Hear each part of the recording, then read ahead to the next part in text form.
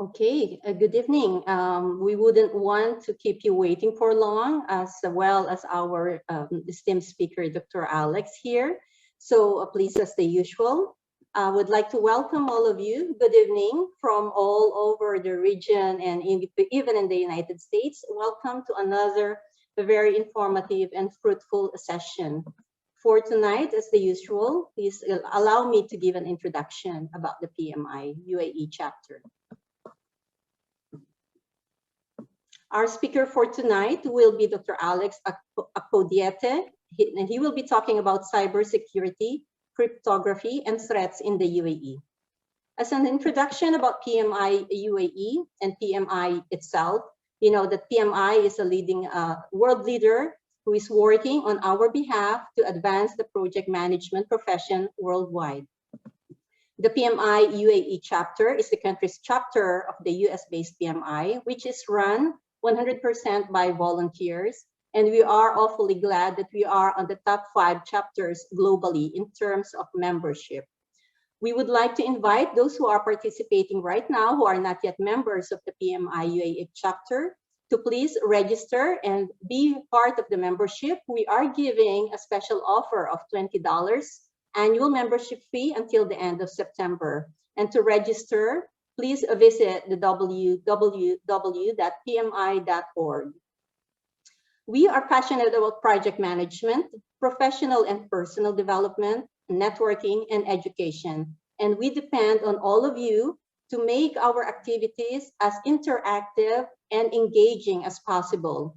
You can do so by being participative in this webinar, throwing questions in the chat box, which will be answered by our speaker later after his talk, and being presenters by yourselves. Who knows, I will be moderating your talk one time. We also would like to introduce to you our PMI UAE chapter board of directors and the advisors, secretaries, and other members. As a PMI UAE chapter member, we have the new and enhanced benefits in 2022 under the 4 pillars of networking, learning and knowledge sharing, career growth, and events. This one that you are attending right now is under the events, which is a diversified webinars. You have seen as well that some of the positions in the board of directors are still empty. So if you are interested to join as volunteers, you can also visit the pmi.org website and look at the VRMS, where you will find opportunities for volunteering. Our collaboration partners, as you have seen here, has grown very extensively, and we are working with them to grow and collaborate minds in terms of knowledge sharing and events sponsorship. For this particular event webinar, you will achieve 1 strategic PDU, which will be added to you after 4 weeks. You don't need to claim it yourself, but this will be processed by our membership committee. Please engage with the panelists through the chat and Q&A. And please note that PDUs will not be awarded to those who will leave the online and work on something else. So please be with us. This is a very interesting talk. To find out more about PMI UAE, we have our social media on Twitter, LinkedIn, Facebook, YouTube, and Instagram. So before we proceed, please allow me to introduce our esteemed speaker. Dr. Alex Akpodiete is the CEO and Senior Cybersecurity Consultant and Researcher for Atawa Technologies LLC, with offices in the US, Dubai, and Abuja, Nigeria. He is a professor of cybersecurity and cyber forensics in a university in the United States, and his work focuses on the issues of end-user education, data science, pen testing, ethical hacking, cyber forensics, and compliance for organizations. His research interests include cybersecurity leadership challenges, data protection, business continuity and data recovery planning, prevention of ransomware, and the effective use of data science in enterprise. Dr. Alex has over 34 years of interdisciplinary experience with degrees in computer science, cybersecurity, Doctor of Jurisprudence, and MBA. He also has several industry certifications, including PMP, ITIL, Security Plus, and he holds the highest cybersecurity certification by CompTIA, which is the CASP Plus, or CompTIA Advanced Security Practitioner. Dr. Alex, we are very excited to hear you provide us a depth of information and knowledge on cyber threats in the UAE. So I give now the floor to you. Thank you. Thank you very much. Hopefully everybody can hear me. I'm going to start by sharing my screen. Let's see here. If you're interested in the slides, I guess you have to ask the PMI. If you have a problem seeing my screen, just let me know, just raise your hand. So I should be on screen number 1. So we are going to look at cybersecurity, cryptography and threats to the UAE.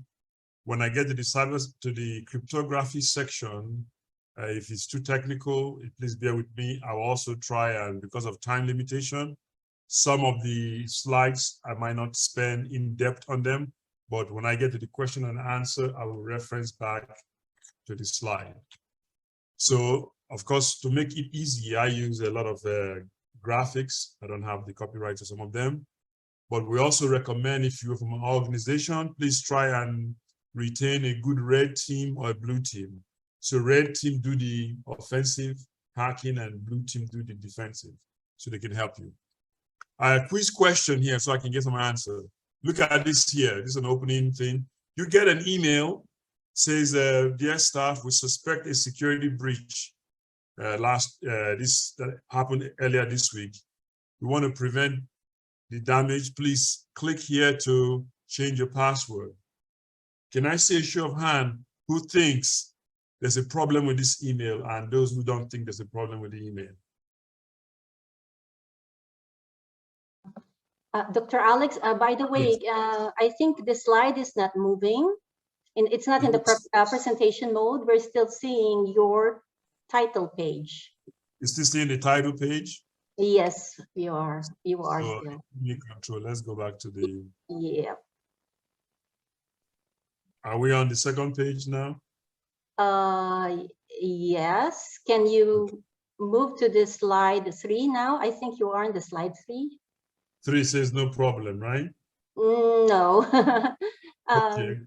We only see the first screen. Actually, we're seeing the normal view. Okay, that's the reason why when you were doing the intro, somebody asked the question, why was it in on full screen? So let's stick with this kind of screen here because of sometimes an interface problem with Zoom and PowerPoint. So everybody sees my full screen now, right? Or you see the screen? Still no, doctor, sorry. Okay, let's stop the screen share. Let's start the screen share again. Better yet, let's share my screen. That means they're going to see everything that we're talking about. All right. So what do you see, Irene? Page 2? Yes, but we are seeing your presentation slide on the right. So I guess we don't have any problem with that. I mean, I can change the mirror in, but let's just stick with that like that, right? Okay, sure. Okay, because everybody sees my screen, right? So I'm projecting it on there. All right, so the quick answer. Yeah, it's the user screen. If you're okay with that, it would be better if you share the other screen. I think some of our attendees here, panelists, are telling how to switch to the presentation. Yeah. Okay, so I'm sharing my screen here, right? And what you see is my presentation screen. So I wanted to get out of this presentation screen and I went to this one here. But when I do this, it doesn't. Yeah, so when we do this on here, let's do a little tech fix it in here. Oh, all right, so let's stop sharing this in here. Let's project on here. Let's go down. Okay, just bear with me here. We are moving our time here. When we did the test run, we had no problem.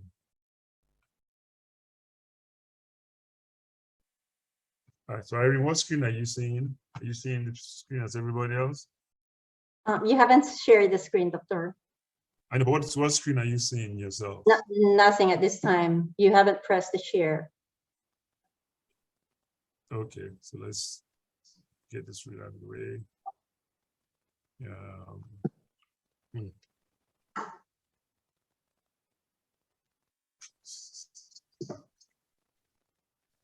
Let's do, because I'm sharing this one here.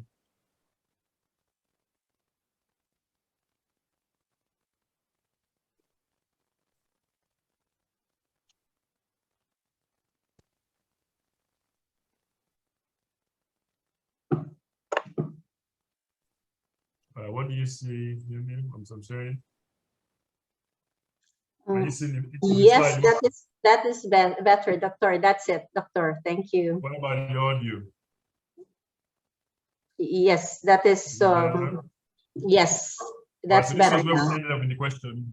So if you are answering this, you will say there is a problem. The issue here is the link is telling you to change. This is a classic social engineering trick. All right, so we say that's the problem. We like to tell everybody that there are hackers everywhere. Statistics shows on here that there is an attack every 39 seconds as of 2019. When you now go to 2021, you see that it's every 11 seconds there is a cyber attack on network systems, right? You see the difference from 2016 where you had 40 seconds, 2019, 39 seconds, now you have about 11 seconds. So the number of statistics also show that 61% of, say, businesses in UK, US were attacked in 2018. But let's compare this to a number of exposed records. So when we say exposed records, we're talking about the ones that people actually admitted. So in 2021 alone, we saw that 26 billion files were exposed in just a 4-month period. And the most expensive data breach cost 38.5 billion US dollars. So this is an average of weekly attacks globally. You can see that in the second quarter 2022. You can see the amount of attacks to both education, military, or government. There's a breakdown in there. But the point is that cybersecurity crime or cybercrime in general cost in 2015, 3 million. Now you see, we project that by 2025, it's going to cost about 10.5 trillion annually to businesses and government. In the UAE, we see that it had increased globally by 178%. Right? So whereas in the rest of the world, it was 32%, in the UAE, we had 178% increase in just last year alone. On a weekly basis, we saw about 970 weekly attacks per organization in just the second quarter of 2022. We're still waiting to get the statistics on the third quarter.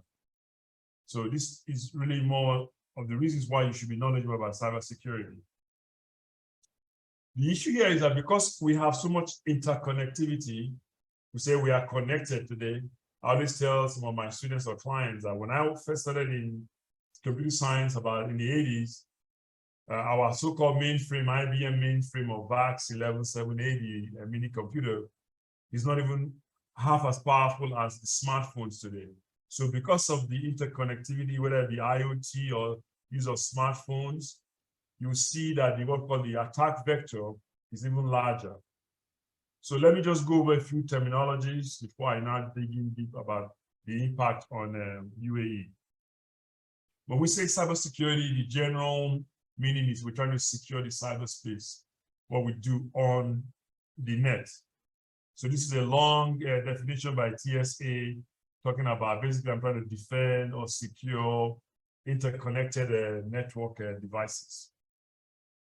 But the elementary definition of cybersecurity is to fit into what we call the CIA Triad, which, if you don't like the 3-letter agency of a particular country, you can call it the ICA Triad. But it really means that everything in cybersecurity boils down to confidentiality, integrity, and availability. Confidentiality just means I want what I'm doing to be seen by only the person it's supposed to go to. Integrity means I should trust the information that it has not been altered. And of course, availability means it should be available for the user when they need it. So every single discussion about cybersecurity falls into these three categories. The types of cyber threat or the actors and their motivations, they are varied, but I've summarized here what we call script kiddies. It's like a new guy in cyber security business or hacker. He can buy a script from the dark web. They want to probably just boast about what they can do or brag about it. And then you have, of course, the cyber criminals. They want to make money. The hacktivists are those who are like somebody has some kind of ideology. They want publicity for their own ideological viewpoint. And then we have insiders, somebody inside your company. They could be bearing grudges, either they got fired or they got passed over for promotion. So it could be also financial. And of course, that physical threat. Most people don't understand that even flood, hurricane, earthquake, those are threats to cybersecurity. And of course, we have terrorists and a nation state, which I will explain a little more. Most of the time, nation states, which would be like a country, their cybersecurity threats might be involved in maybe espionage. I want to spy on somebody. I want to sabotage something. I want to engage in subversion. So, but by definition, the word cyber threat means the possibility of some kind of malicious, something bad, an attempt to damage or disrupt my computer network or my system. So when you hear the word cyber threat, that's what we're really talking about. And again, threat actors could be individuals, organizations, or nation states. So some example of cyber threat I'm going to go over in a minute, and then we'll now focus more on UAE. Could be anything from malware, ransomware, DDoS, which is distributed denial of service, and then spam or phishing. I will break them down in a minute. But just remember the word malware is a combination of mal as in bad, and then of course software. So it's a malicious software. So when we're talking, malware could be a lot of different things. It could be spyware meant to spy on you. It could be through maybe you clicked on the wrong link and somebody now sees everything that you're doing. It could be logging your keystroke. Hardware would be when you log on and something pops up advertising a product. It's not necessarily as big a security threat, but it could be annoying. And of course, scareware is something that's meant to, like a hoax to scare you. And then ransomware, I'm going to spend a little more time on that, because that's a big issue in the UAE. And then crimeware is just software used for crime. So these are some of the different types of malware here from rootkits and all that, right? But that might be beyond the scope of this presentation. So, but there's a particular type of malware that most people fall victim on. We call them a Trojan Horse from the Greek mythology, where something looks like it's nice or has good intention, but it has a bad meaning into it, right? Or a bad objective. If you ever follow Greek mythology, remember the fall of Troy, and this is from that, right? So it's the Trojan Horse. So many times you get something like the elderly, especially in the US, fall victim to this. They get an email saying or a notice on their computer, your system has been infected by virus. Download this free antivirus software to clean up your system. And they end up paying $70 a month for something that wasn't really bad in the first place, or they end up having their system infected. Now, phishing is a unique kind of attempt to get information, get your credentials. There's different type of phishing. The whaling means somebody big in an organization. Phishing is using like the phone. If you follow attack, like the big Twitter attack, hack, where the guy hacked Obama, Elon Musk, and everybody's that was popular, and attempted to promise to offer Bitcoin. That guy simply made a phone call and impersonated a Twitter employee. That would be a very good phishing. He didn't use any sophisticated technology. And then spear phishing is when you target somebody. So if I decide to target a CEO at a corporation, yes, it's whaling, but because I am going after that person directly, it will be called spear phishing. And then things like a keylogger, I'm logging your keystroke, or spoofing. This happens to a lot of people. You get a phone call normally, right? And it says maybe US, where it's coming from Dubai. But in this case, I'm more focusing on what's called MAC address and IP address spoofing. So IP address, almost every device that comes on the internet has a MAC address, which is the one we call it the physical address on your system. It's made up of 28 bits. You got a hexadecimal, 24 belongs to the manufacturer, 24 belongs to the device, and then you have an IP address. So if anybody's listening who's a technical guy knows what an IPv4 means or IPv6. That's 32-bit address that you use to get onto the internet, right? And then dumpster diving is where you put something in your trash and somebody comes and goes after it to look for confidential information. So we recommend that you should use a shredder to shred valuable information, preferably like not just a zigzag shredder, but a shredder that turns the thing into what's called confetti that cannot be put back together. Show something you're in the office, you type in your password, or you're at an ATM, you're entering your PIN, somebody's watching you. That's basically shoulder software. But a really, really sophisticated attack that's even happening in UAE is what's called watering hole attack. So if you look at Animal Kingdom, you watch a Discovery Channel, you will see maybe a bunch of animals trying to go to the watering hole to drink water. But you will see a predator waiting on the side to pounce on them. It's kind of a similar attack in cyber. What they do is they look for websites that are visited by maybe a particular organization. Say I want to do it against UAE. I'll say, okay, what website do employees of UAE government go to? So maybe they go to www.nasa.gov, whatever it is. I will try and put malware on the site that they go to so I can infect their system and then steal their credentials to maybe now go into the government side. So basically, it's a hole that people are going to, and I use it to attack them, right? So zero-day exploit is a very, very interesting exploit. In other words, it's really what it is that you create like a malware and you launch it on people's computer, or you infect the computer, but you don't do anything. It just sits there. So because that malware has not been discovered, there is really no anti-malware that has been created for it. So they use the word 0 day because it's on the day that it's launched and affects the system that we now know about it. Because prior to that, we don't know about it. So as a result, we couldn't possibly have created some kind of signature-based malware detection or what's called anomaly-based malware detection. It works very, very good. You also hear the term logic bomb. So I can put a virus on your system and I can say, okay, let it come into effect on, say, Expo 2021 or UAE National Day. So on that National Day, I can say, launch that virus to come on say, Car4 website. And I now start maybe harvesting credentials or doing whatever I want to do with it, right? So I want to talk about ransomware because you hear the word crypto malware, DOS or DDoS. The difference between DOS and DDoS. So DOS means denial of service. If you recall, I said cybersecurity is all about the triangle, CIA. So denial of service is attacking that A in the CIA triad.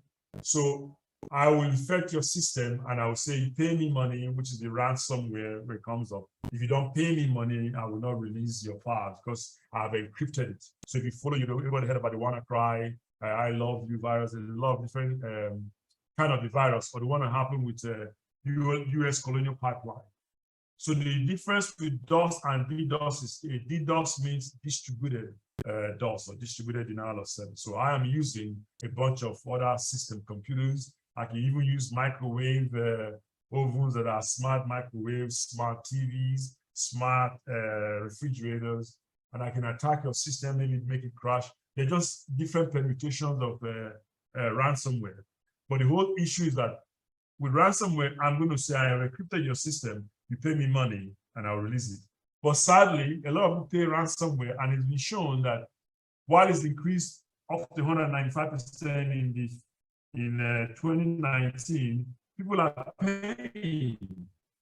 So a recent survey by Zeto showed that 56 of their survey respondents, they paid the ransomware, but they still didn't get their system released. And then you now find out, I'm going to show you later on that in UAE, a lot of the companies, you will see the statistics, even got infected the second time. And the second time they got infected, the ransomware was even higher. The ransom demand was higher. So that's why you hear government tell people do not pay ransom, right? Or ransom, in this case, for ransomware. Many times you pay because there's a new way of doing ransomware now, where I now tell you, yes, I'm going to give you the key to decrypt your system. I'll explain more when I get to cryptography. But I may have sold the information on the dark web, or I might release what I call confidential information. So what was the benefit of paying the ransom? All right. So a unique thing we also talk about is what we call APT. If you recall, I said threat actors could be individuals, organizations, or nation states. So APT is advanced persistent threat. It's really, call it malware, or I get into your system and I'm so advanced, the technology I'm using, but I stay on your system, I'm persistent, and it's difficult for you to maybe know that I'm dead. So previously, we used to say that APT are mostly done by nation states, but we've now discovered that even crime organizations can engage in APT. So I've given you a little round ball here about what you could do. I can strengthen my stronghold. I can stay in your system a little longer, right?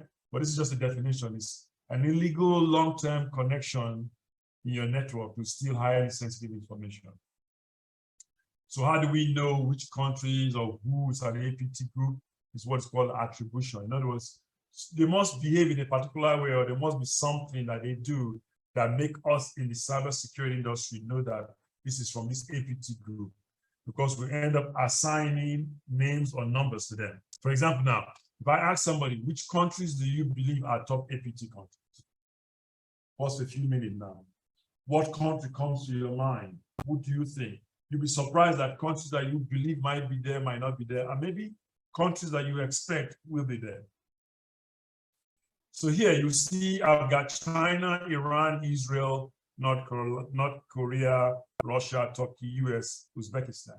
Sometimes some will add Ukraine or one particular country in Africa, but you notice that those countries are not even in the top 20, right? But we have a little bias against some countries, and we'll be like, oh, they must be engaged in fraud or cybersecurity. But these are the top countries that we know in cybersecurity. And then later I'm going to ask which one of these do you think are potential threats to UAE, right? So we say across the GCC, which is the Gulf countries, I'll show you the map in a minute. They say that cybersecurity is part of the new battlefront. And there's always a question about when does a cybersecurity attack become an act of war? If you follow the Russia-Ukraine war, you can speculate on whatever is going on in the cyber realm. When does it become an act of war from one country that is aiding Ukraine or aiding Russia? All right. So let me focus my discussion on UAE because of time now. I've already explained to you the statistics about the attacks on UAE. So what makes UAE a very good target, or let me call it a lucrative target? So an average cyber criminal is a business person, all right, for lack of a better word. So they have to engage in what's called a ROI, return on investment. If I'm going to spend so much hours targeting somebody, or if I'm going to spend so much hours buying something on the dark web, or getting into partnership with another criminal organization and spending money or my time, I should be able to get some kind of yield based on my investment. So because UAE is a very, call it, not, I won't should imagine the word cosmopolitan, not for lack of a better big word. It's attractive for a lot of individuals, not just for the security of the country. And you know, they've had this, they're encouraging people to come there, both with the newer green visa, the golden visa. But you see, a lot of nationalities are coming to the UAE. But look at how it borders. You got Oman, Iran, Saudi. But let's look at the population. Just in the first part of 2022, when we got the statistics, the current population is about 10.2 million. But when you look at that population, about 85 to 89% of UAE population are foreigners. So you see there's a lot of nationality there. If you see, this is a historical projection of their population density in UAE, right? And of course, DXB is considered the busiest airport globally. They surpassed Atlanta Hartsfield Airport. So people are coming in all the time. Somebody, even they researched once in another country in their airport, and they created what's called a rogue access point. For those of you who don't know what this is, like a Wi-Fi, you create a Wi-Fi that says DXB free Wi-Fi. And a lot of people now will log on there. So if a criminal is there, you can imagine the amount of data or information they can steal in DXB. This is what attracts a lot of people who have bad intention also, right? And see, if you look at the GDP, for example, you see how high the UAE GDP was when I got the statistics for 2019, 421 billion. And about that equals 0.37% of the world economy. So I would see this as being a good place to come and do business with good intention, right? And Dubai and Abu Dhabi has always been ranked in the top 10 countries to work and live, with the UAE consistently being ranked 4th in the world to live in. That's from this statistic we got, right?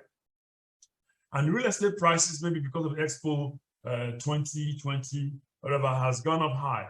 The recent statistics I have, like from 2021, for example, it was over 12,300 homes with about 31 billion dirhams, which is maybe 8 billion US dollars in property sold in the 2 months alone in 2021. So you can see how good it is for business, but how it makes it a good pot or a good target for criminals. This is a sample ad I received about the life in Dubai, promising different things. So somebody will start thinking, hey, this is a great place. So if I'm advising somebody cybersecurity in UAE, I'll be okay, evaluate your risk.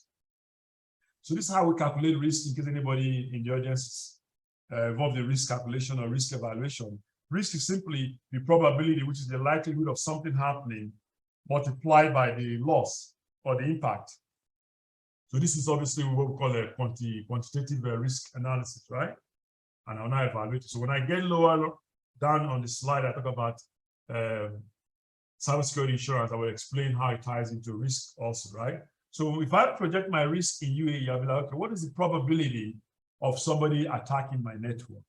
And what will be the impact or the loss I am going to encounter from that, right? So of those 8 countries I listed previously, ask yourself which of those 8 countries pose the greatest risk to the UAE and the GCC. So if you're looking at the GCC, you will see the 6 countries that make up the GCC here. You see the UAE in there, right? So analysts have said maybe we should look, I'm not suggesting it, but so maybe we should look at Iran and China. So when I'm looking at Iran and China, I look at Iran, I said, okay, these are 5 major APT groups. Remember I said APT are people that are involved in advanced persistent threat. They're sophisticated cyber criminals or hackers, right? So I've got APT 33, 34, 35, and 39 attributed to Iran. And you see their different names from Helix Kitten. Then I go to China, I see more in China. I see the PLA, APT1 all the way down to about 20-something is attributable to China. I see the one called the PLA Unit 1. I see all the way down to Zirconium 31. But also when I go back to Iran, APT 35, also called Newcastle team, we tend to believe that they concentrate a lot more on the Middle East.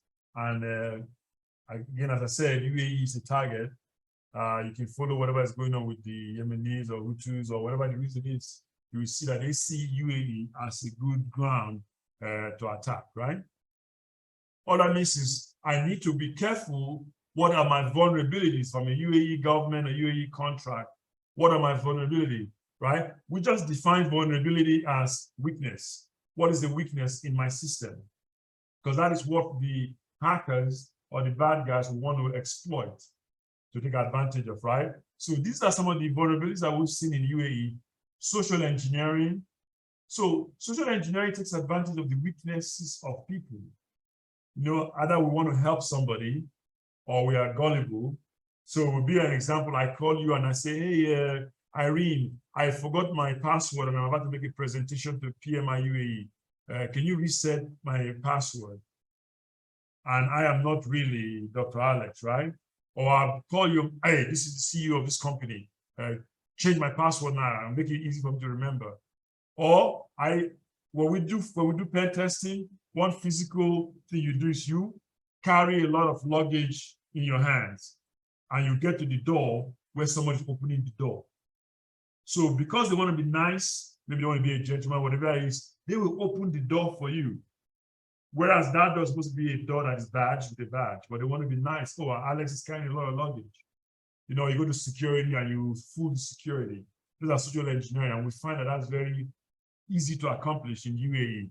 And I already talked about watering hole. Website misspelling is I could go ahead and misspell Carrefour, because I know that people are going to go to Carrefour or Emirates.com, and I just changed the RE, is Emirates, RATES, I changed the RETES, and somebody logs in there, seeing the logo, right? And I already explained the other ones in there, right? But data exfiltration means I'm just stealing your data. Some survey has shown that some of the Chinese APT group that they are good in getting into your system and just stealing your data or stealing your research results. That's what data exfiltration is. There are security measures to counter this, right? So let me show you again 3 top industries that are targeted in the UAE. Finance and banking. Dubai financial market is a lucrative target. And because Dubai is also and UAE, Abu Dhabi are good, they have great healthcare facilities. Healthcare is a great place to target. Of course, we know the military is also a great target. You target healthcare, you can get people's personal records, you know, the PII, personally identifiable information with their date of birth, their family, their next of kin. It's easy to get all those information and then use it to commit a cybercrime. So let's look at this quiz for example now. So this is Susan, an executive. She received a call from somebody asking for information about her email account. So I'm asking you here, which of the following type of potential security threats does this scenario describe, right? Quick guess, see if you can get the right answer. Is it social engineering, spoofing? Oh, man in the middle, it is now called on path, where say Irene and John are communicating. I just get in the middle of their communication and I can see what's happening.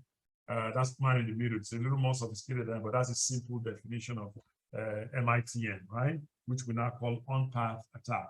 It violates the C in the CIA triad. The answer is that is social engineering. That's a classic social engineering way of doing things, right? So let me spend the next 10 minutes talking about cryptography and proffer or make some suggestion about solutions, right? So we have cryptology, cryptography, and cryptoanalysis. Some people spell cryptoanalysis without the O before analysis. But basically, cryptology is the science aspect of studying codes that we need. So cryptography is the part about trying to use what is called some kind of algorithm, formula, be you hear AES, DES, different ones, to change something that is plain to cipher text, make it not readable without having the key to unlock it, right? So I'm locking something, which means I'm encrypting it, and you need the key to decrypt it. That is the essence of cryptography. Whereas cryptoanalysis is the reverse. I am trying to analyze it and crack the key or find a way to get that encrypted information, make it readable, right? I see some charts in here, but just bear with us, we'll attend to that at the end, right? So this is a classic encryption device. It's a hardware encryption device that was used during World War II. Somebody can try and guess it. This is the German Enigma machine that was eventually, we'll call it compromised. In other words, it was solved as the cryptography, right? So cryptography has been existing from way past the time of Julius Caesar. So when we talk about cryptography, we have to talk about what's called symmetric and asymmetric cryptography. So not to take up too much of your time and then hashing, but briefly, symmetric cryptography means I'm using one key. It's called a shared key. When you log into a Wi-Fi network, it's essentially symmetric cryptography. I give you a shared key, you use the key to get into my network. So most of the time you will see that Wi-Fi networks, the good ones, have what's called AES 256 key. So you have a single key. Now, of course, the problem with that is I have to find a way to send you the key or to tell you what the key is. So asymmetric cryptography is part of what's called the PKI, public key infrastructure. So I use a private and a public key, right? So asymmetric means two keys. It's a little beyond the scope of this presentation, but that's all you need to know for now, right? And then hash function enables me to solve that problem with integrity. So when I download a file, I use a hashing algorithm to hash that file to make sure that when somebody receives the file, they will hash the file they receive and compare it to my hash to make sure it's the same thing. And hashing is the reason why you have more secure password, because most of your password in your operating systems are not stored in plain text. It's the hash values that are stored, all right? So that's essentially cryptography less than 101, right? So let's look at a question in here. Ahmed is having problems identifying phishing emails. How can I help Ahmed decide what's the best indicator of a phishing email, right? So here, we always say, if you get something from somebody asking you to make a quick decision, that should always be an indication that you should slow down and really evaluate it. In this case here, a message requiring immediate action, such as threatening to close down your online account or fining me for not complying, should make me get worried. Right, so that's one of the intuition. Besides passing your mouse over the hyperlink to check on the lower left-hand corner to see what the actual website address might be, right? So let's look at some solutions that I'm suggesting here. So UAE thankfully has enacted some cyber laws. If you can go back to, you can go to the official portal of the UAE government. This is cyber law, security laws and regulations to protect internet users from electronic crime.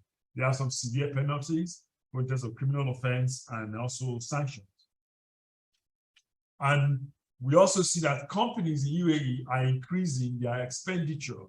So there's a significant increase in expenditure. So we're suggesting companies, please spend the money I'm going to show you a little table in a minute here, but let me just jump to that. To retain experts, to make sure your systems are up to date, you need to spend the money because, trust me, when you get hacked, when you have a data breach, it's going to be more expensive. What you will spend because of that data breach or the loss of reputation, you know, you would think you would realize that you should have spent the money, right? So we see that the cybersecurity market is projected to increase in both the Middle East and Africa by about 66.5 billion USD by 2025. Why do we use US dollars? Just because a lot of things are purchased in US dollars or denominated, but you can easily convert this, multiply it by 3.67 to get the UAE equivalent, right? Just a lot of research or survey, the cost given to us the denominated in US dollars.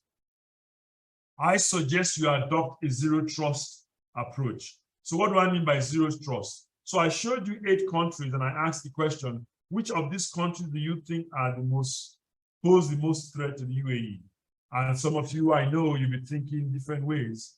But the point is that effective cybersecurity implements zero trust, which means do not trust any device or any person that comes into your network. Treat everybody the same in terms of do not trust them. So you implement security protocol as though you do not trust anybody. Of course, it's a combination of different technology, but we say zero trust just means just because you're logging in from Dubai does not mean I should trust you on my network. I will treat you the same way I would treat somebody logging in from China in terms of security protocol. We now have what's called MFA, multi-factor authentication, and strong password. Strong password just means usually the industry standard is at least 8 letters, we'll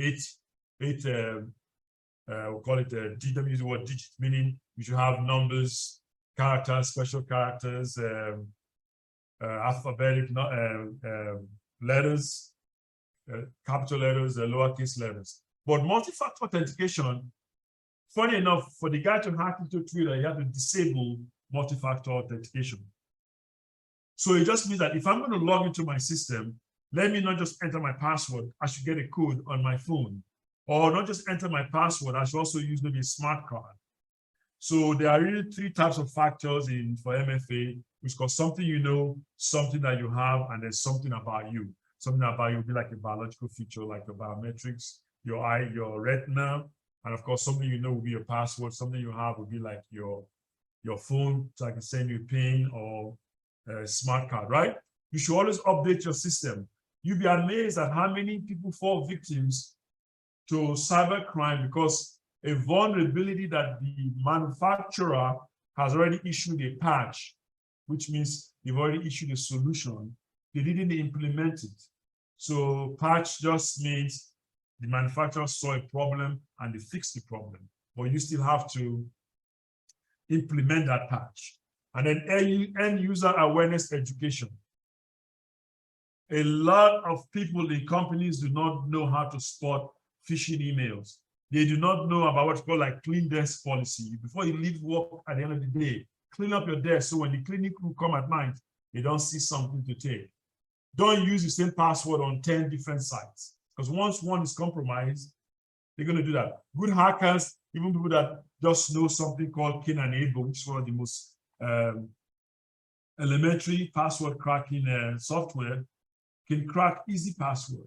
I'm not talking about people that use John the Ripper or more sophisticated tools. So teach your employees, your staff, about cybersecurity threat, use of password, different things, whether it be a screen filter. Now, this is one about use of VPN. I need to be careful because some countries VPNs are illegal. So think about the legal consideration when using a VPN. But virtual private network just enables you to get into unsecured sites, right? I'm checking my time, and continue the enforcement of cybersecurity laws. I want to also encourage you to monitor your network traffic. It's one of the most boring jobs for cybersecurity people, monitoring network traffic, reading logs. I need to know everybody that logs onto my system daily, on a daily basis.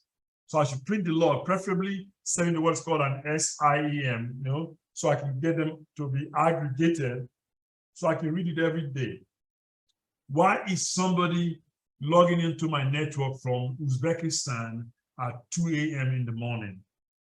That should raise a flag. Or maybe my employee went on vacation and is working remotely, but at least I should read the log and look at what's happening on my network.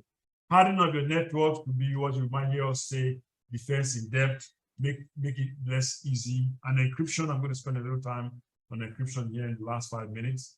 Again, network audit and pen testing by cybersecurity expert. It's always good to use an outsider to see what's wrong with your network, right?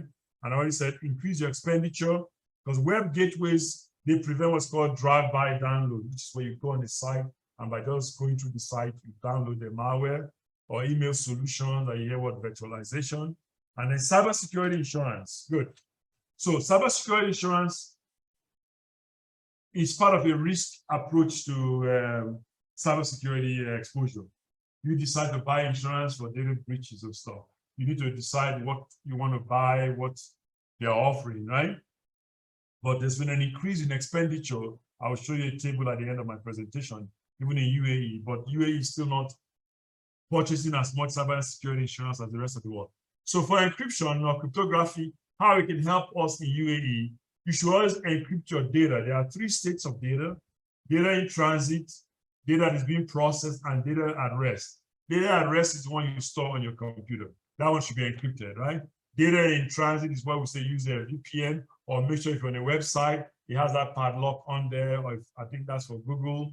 If you're using, I don't use much Edge, you might see, I think it's green or whatever, right? Make sure it's secure. And then in process, when you're processing data, once upon a time, there was no encryption available, but today we have what's called homomorphic encryption. It's a little fancy term, but I can use to encrypt data that are being processed, right? And digital certificate and digital signature, these are part of the same asymmetric procedure. How do I know that the system is certified, or how do I know that Alex is who he says? That would be digital signature. And I already explained hashes to you.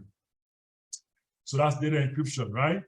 So cybersecurity insurance, basically, as I said, is to protect you from the risk from breach of data or any bad thing happening to your data. That's for non-technical terminology, right?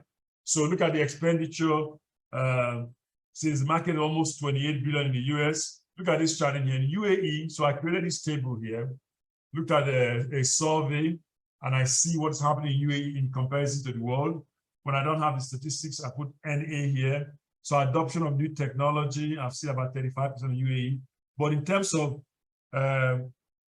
look at the last three bottom of my table on here. UAE expenditures, right? They paid ransom and they were hit by a second ransomware. 9% of those that answered the survey question. And then the second attack came in less than a month, which means they didn't fix some of their vulnerabilities. 83% of those surveyed. And you also see they demanded a higher ransom than the first time around, right? But I'm happy that at least 67% of organizations in the UAE have a plan in place to counter ransomware, as compared to, they're just behind 5% from the rest of the world, which is about 72%. Well, I say the rest of the world, but this survey was only for US, UK, Japan, Germany, France, Italy, South Africa, and then Singapore. All right, so the conclusion here is that cybersecurity involves knowledge. Knowledge is key. You can see on here, if you want us to assist you, this is just a little thing about what Atawa Technology can do for you, testing your system. But again, in summary, there is so much, it's a widespread incident of cybersecurity attack. You need to be educated and informed, know about how you can use cryptography, and understand the CIA Triad, what APT does, impact on the UAE. And this is my contact information. You need to reach me on LinkedIn, email, Twitter, whatever they put the YouTube, right? Now questions, and hopefully I can answer them. Go ahead, Irene. I see a lot of questions. Thank you very much, Dr. Alex. You can stop the sharing of your screen now so we can see you, Doctor. All right, so. Yes, thank you very much. There's a lot to process. I believe that's a very informative one, especially for those on both aspects, actually, those who are handling information security and those who are not into the level of the aware of the information or at least security that you have discussed in here. Both are beneficial to our attendees.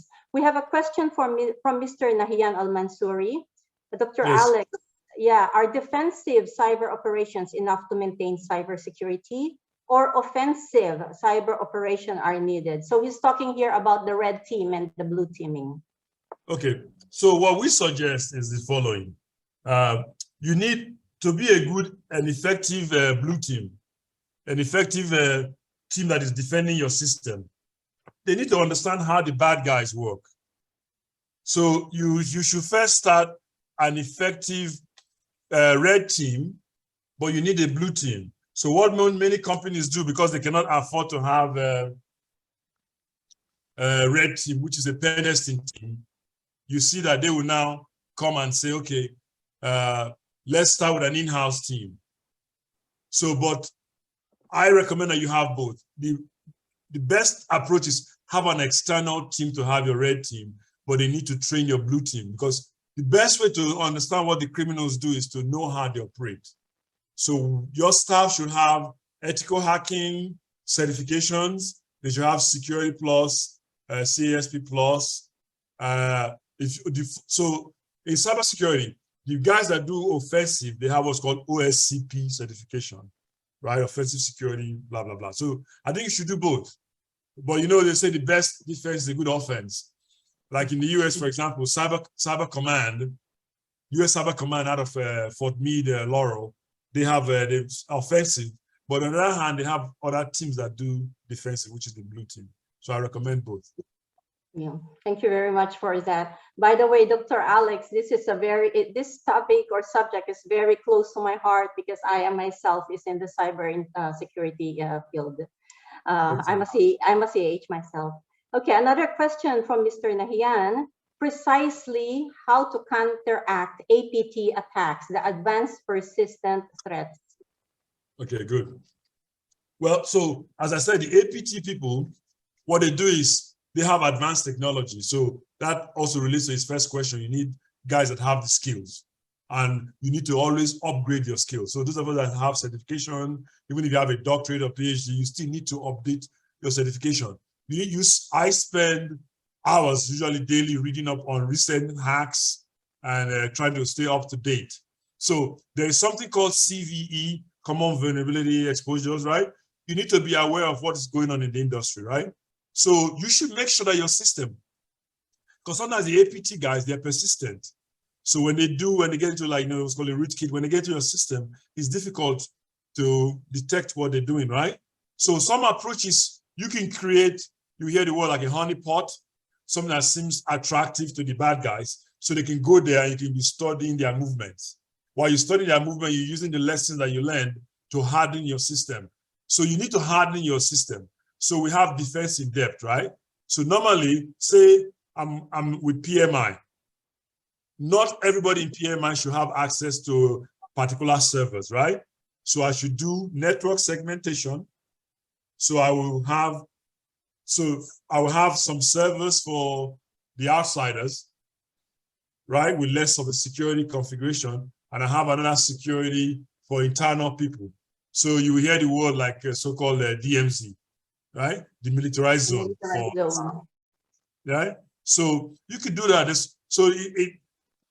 Make sure you're technically aware, make sure you read your logs, make sure you have new technology, and make sure don't use unified appliances. So sorry for my non-technical guys, appliance means like a router, wireless access point. Don't use an all-in-one. I know small businesses for cost, they use all-in-one, but you should have separate devices. So if one is compromised, doesn't mean that the other ones are compromised, right? Because we're not calling it a single point of failure. Mm-hmm. From the first two questions, actually, Dr.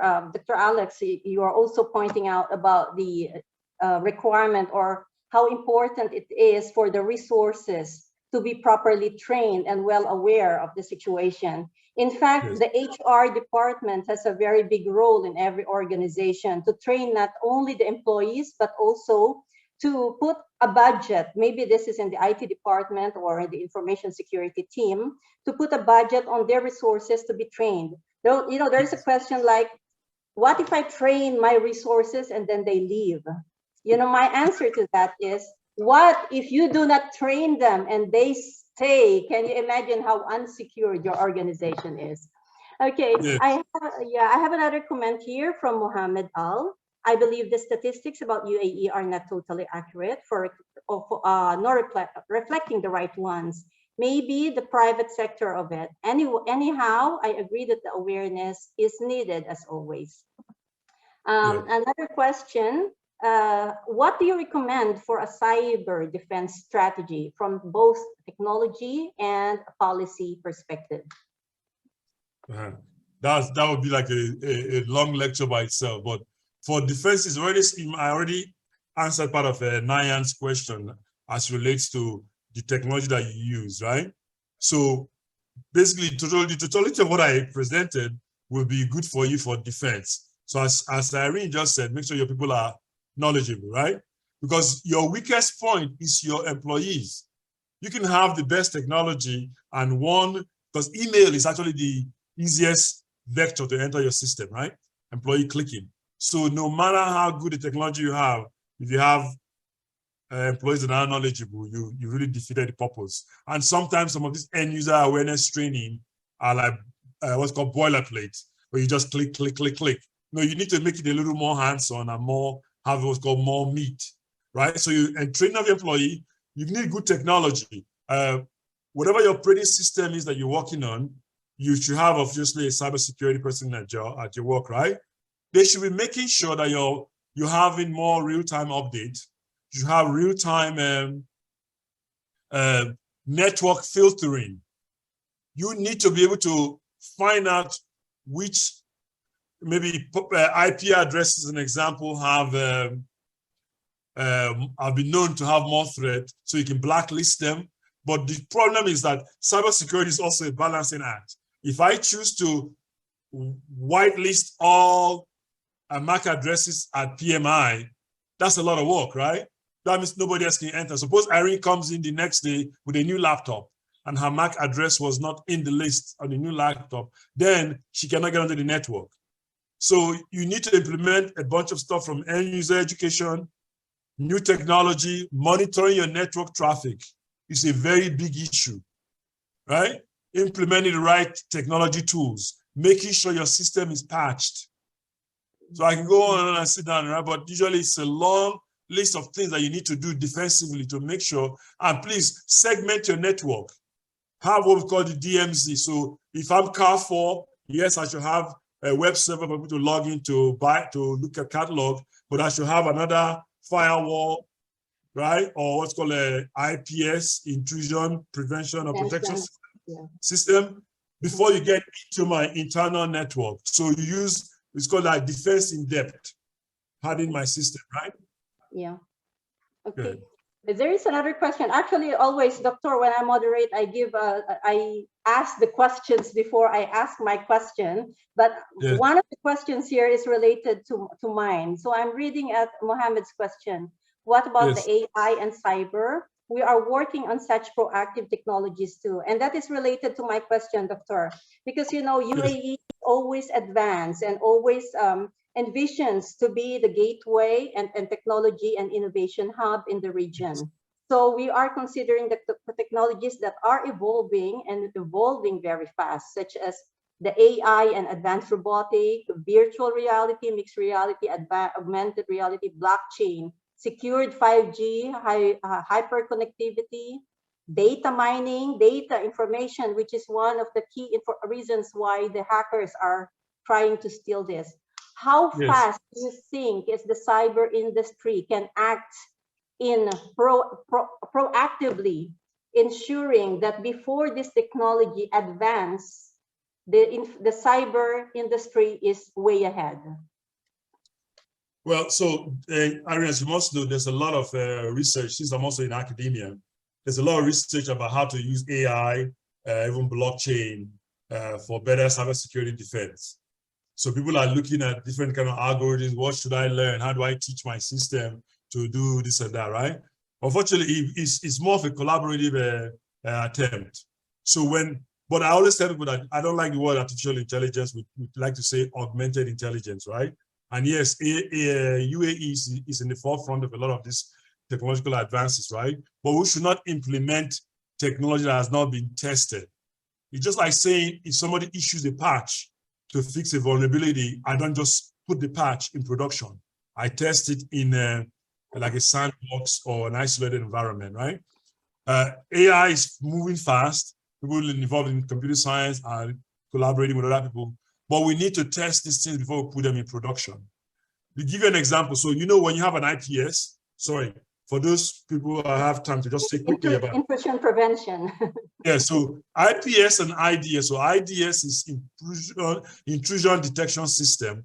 It's just like a security guard that says, hey, somebody's coming into my building and doesn't do anything, right? But IPS will do something proactively to prevent the person from entering, right?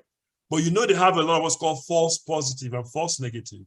And AI contributes to sometimes some of that. In other words, it will see something that is not a threat to your network and say it's a threat to your network. So I've read research that says because some things have not been fully tested or properly, it takes an algorithm and believe that, okay, if somebody's logging in 3 times from such and such a place, or this is happening, you do a mathematical calculation and say, hey, I should deny that person access. That is a false positive, right? Say false positive test of positively trying to break my network, right? But it becomes a more collaborative attempt to do these things.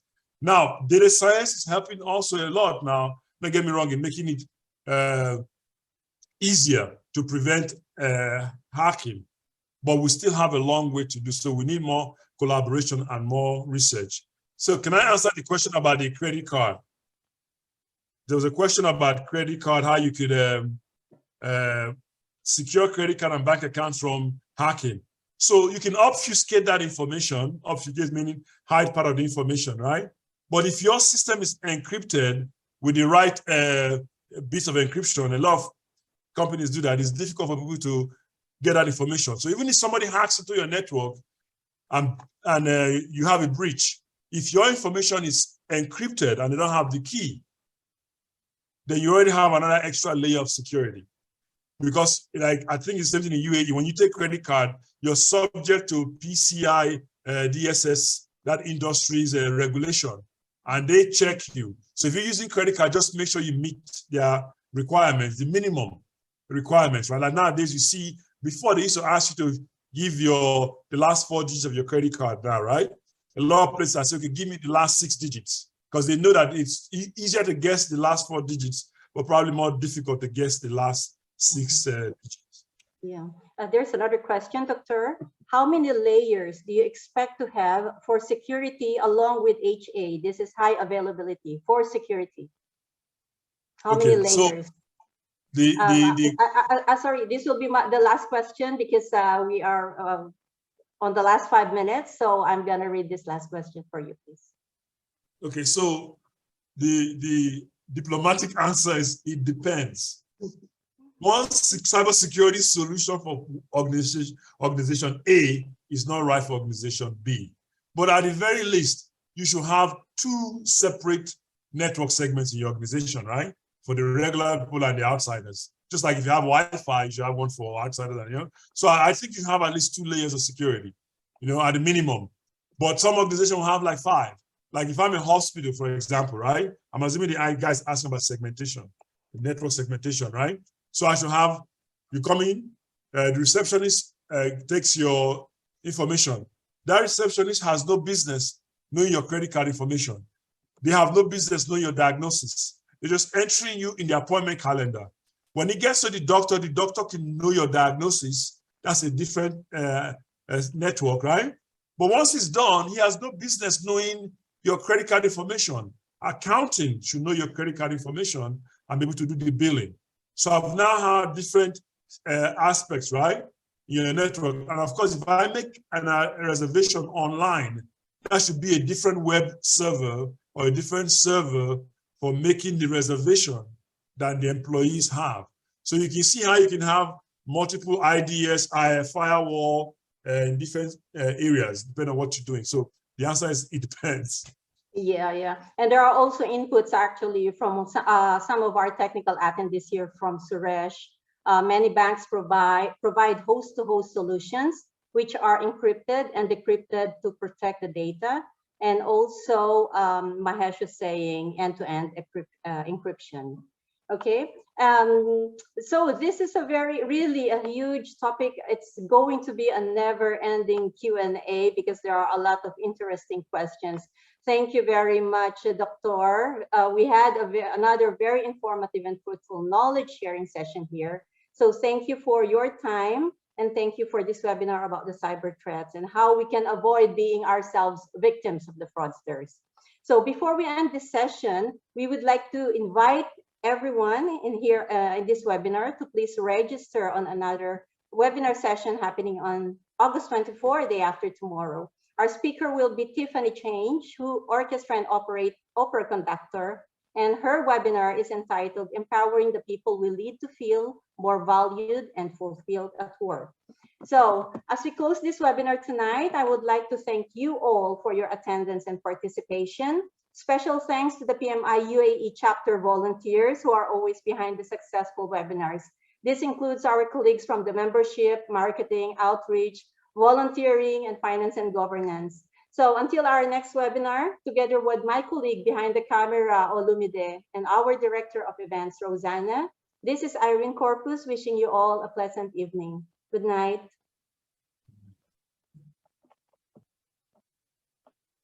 Good luck.